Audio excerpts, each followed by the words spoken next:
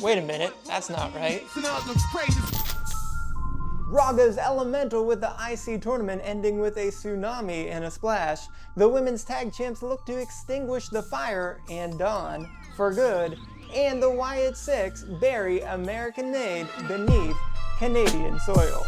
Okay, and the news! And the news indeed, it was Monday Night Raw from Calgary, Alberta, Canada, home of the Hearts. So, we will start with the women's tag team championship match between Jade and Bianca, taking on, yet again, the unholy union of Fire and Dawn, with Fire and Dawn earning this chance by beating Damage Control last week. But would this be their last opportunity? Because both Bianca and Jade dominated early on. But finally, after several minutes, Fire and Dawn finally got some momentum with a tag team double powerbomb on Bianca from the corner. Then Isla was able to slip out of a Jaded, and Alba Fire came from behind and hit Jade with a super kick. Minutes later, Fire and Dawn were able to hit their gory special finisher on Bianca, but Jade was there to break it up. But even after all of that, it still was not enough because Jade and Bianca found a way to turn the tide and hit their combo DDT German suplex finisher to retain the title. For Jade and Bianca, they remain undefeated at 9-0 in traditional tags, with this being their first defense in their second reign as tag champs. For Fire and Dawn, they fall to 2-5 in traditional tags, but strangely enough, they are 0-4 in all traditional tag championship matches. That's a lot of chances to have no wins, especially with a reign as being the champions. Well, in our first of two very long titled matches, we had the Intercontinental title #1 contender finals fatal four-way match. So say that 3 times fast. Nonetheless, it was between Jey Uso, Ilya Dragunov, Pete Dunne, and Braun Strowman. Well, Braun Breaker made it a point to find each of those 4 men before the match, but the only one of note was when Breaker spoke to Dunne, and then after he walked away, Sheamus came up from behind, hit the kneecap on Dunne, and reclaimed his shillelagh. But since this was the main event of the night, Dunne had plenty of time to recover, and he was pretty impressive, showing off his many joint manipulation maneuvers throughout the match and smartly attacking Strowman's ribs whenever possible. As for Strowman, he showed several moments of domination, but most notably, near the end of the match, he hit a triple freight train on all 3 of his competitors, but when he went to clear off the announce table, Bronson Reed came out of the crowd and jumped off the barricade with the tsunami, sending Strowman through the announce table, effectively turning this fatal 4-way into a triple threat match.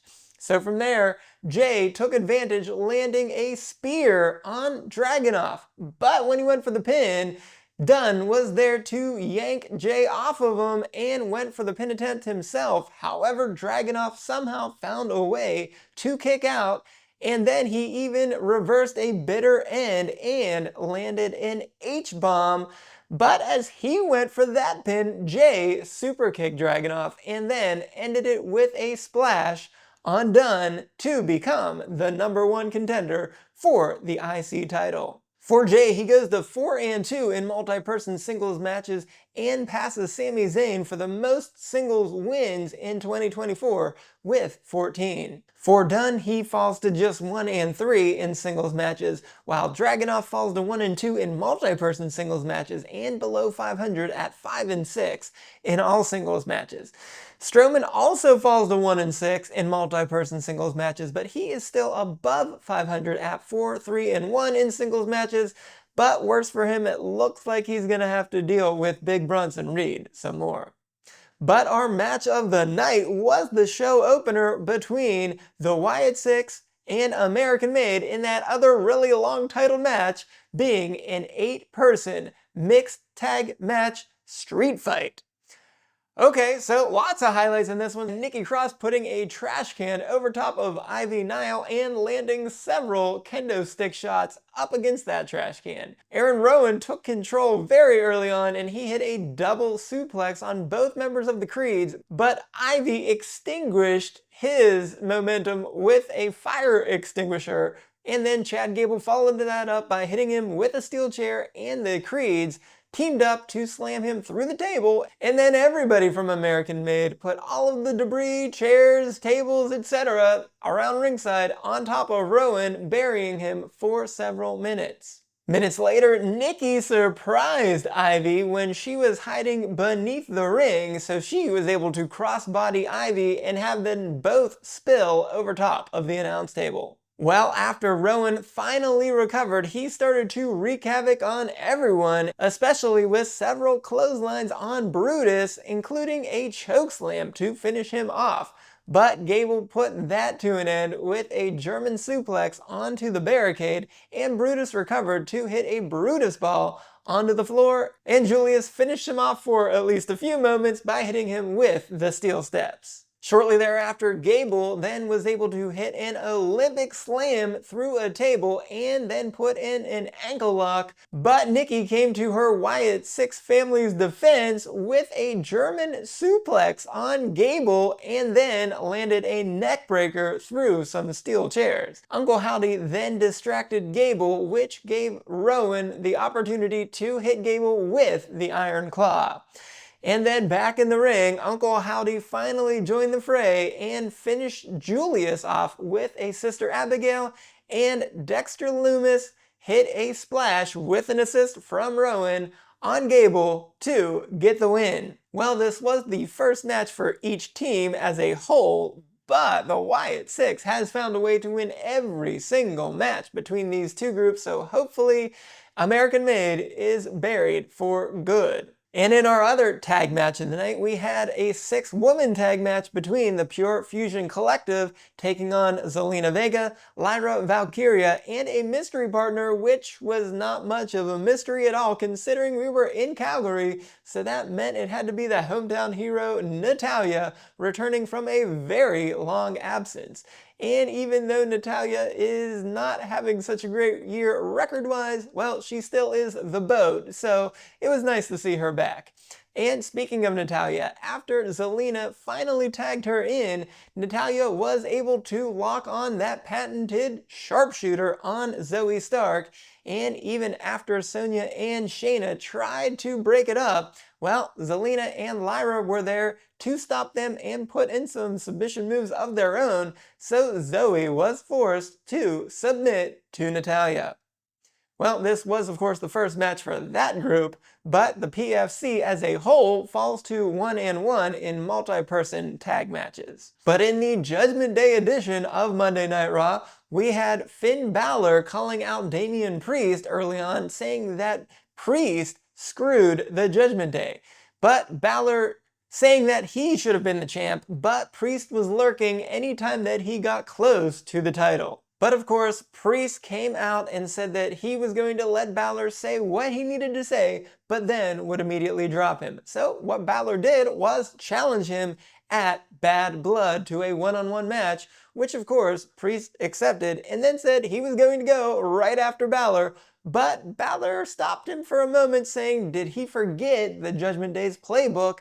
Which Priest said no, he created that playbook. But all of the men from the Judgment Day came out and eventually overwhelmed Priest, but Rhea then came out to try to save the day, but she still needed crutches to get around, so she was not so fast to get to the ring. Dom came up the ramp to meet Rhea to try to slow her down, but it was just a distraction as Liv came up from behind to attack Rhea, but Rhea saw that coming too and hit her with the crutch, and then followed that up with a couple punches and crutch shots to Dom as well. But Liv recovered and chop blocked Rhea, re-aggravating that injured leg and throwing her into the ring and hitting several crutch shots on her as well.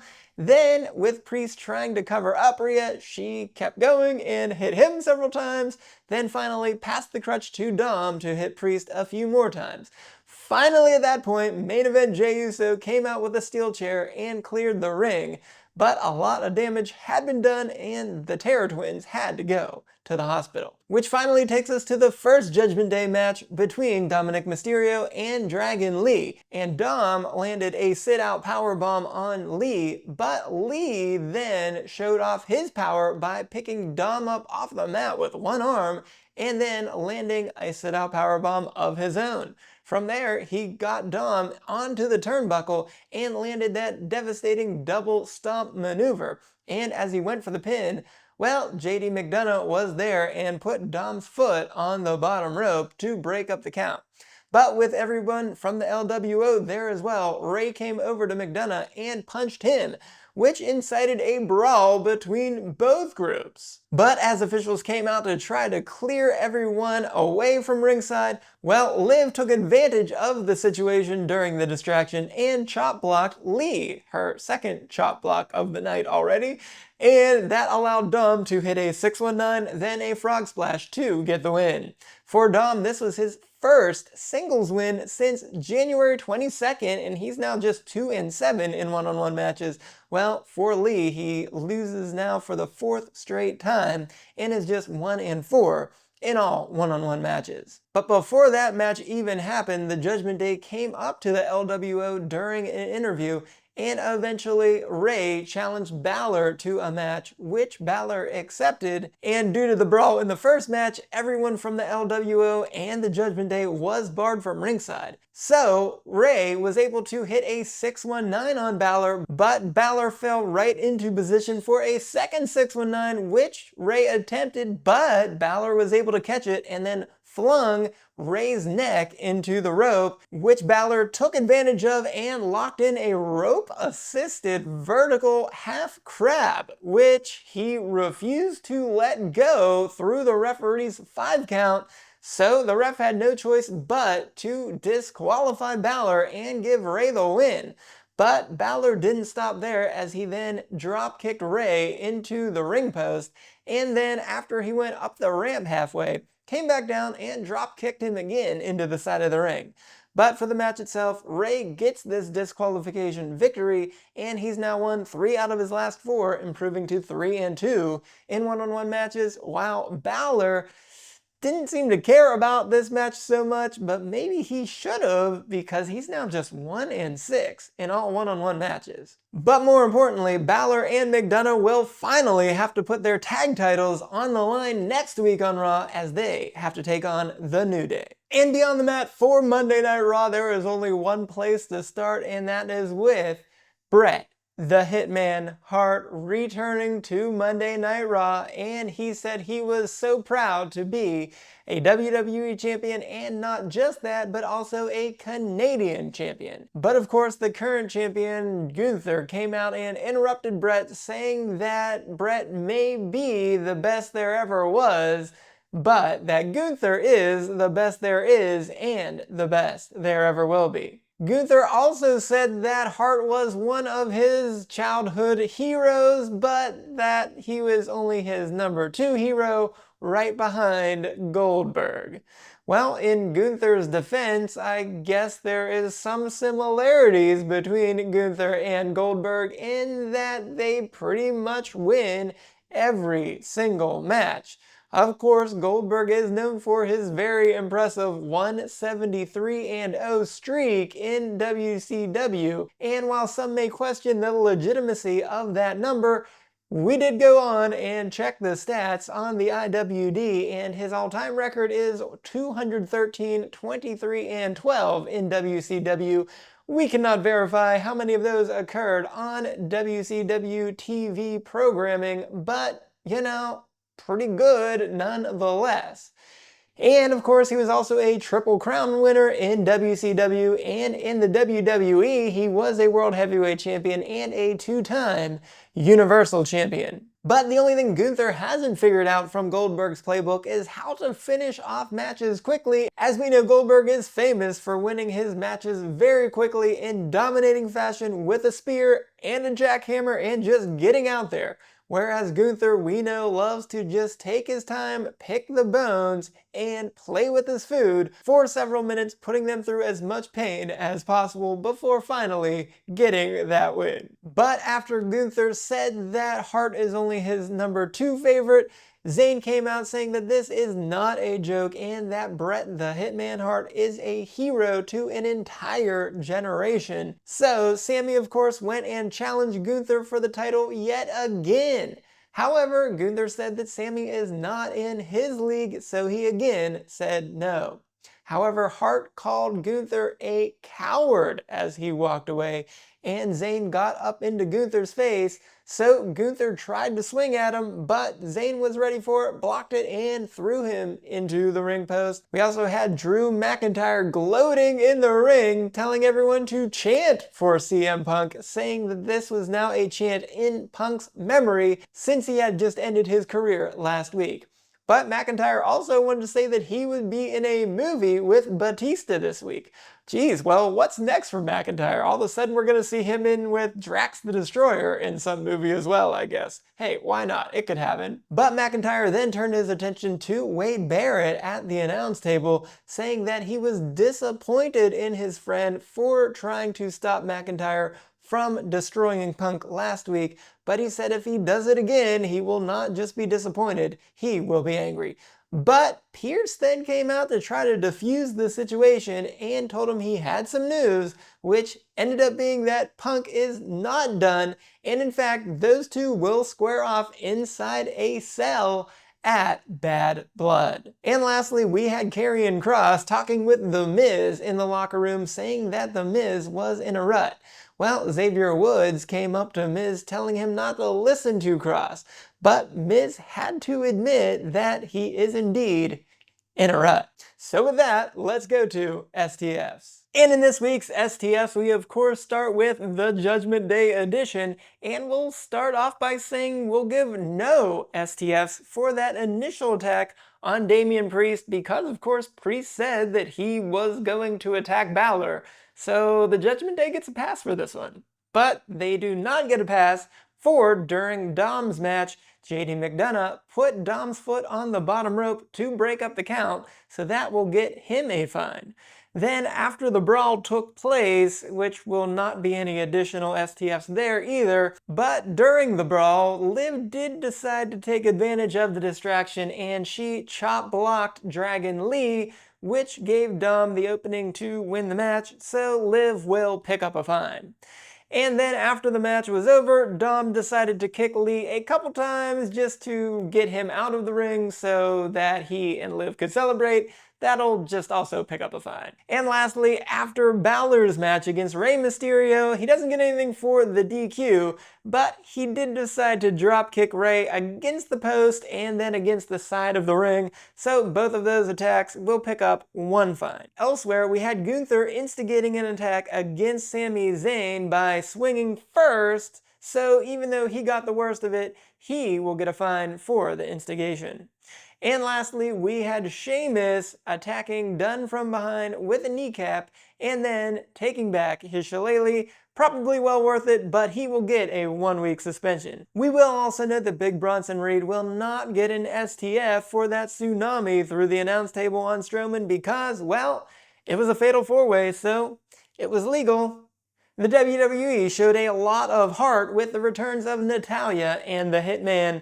Hopefully, Jade and Bianca and the Wyatt Six can put their rivalries to the side, but it looks like there's a lot more bad blood to spill for CM Punk, the Terror Twins, and even Braun Strowman.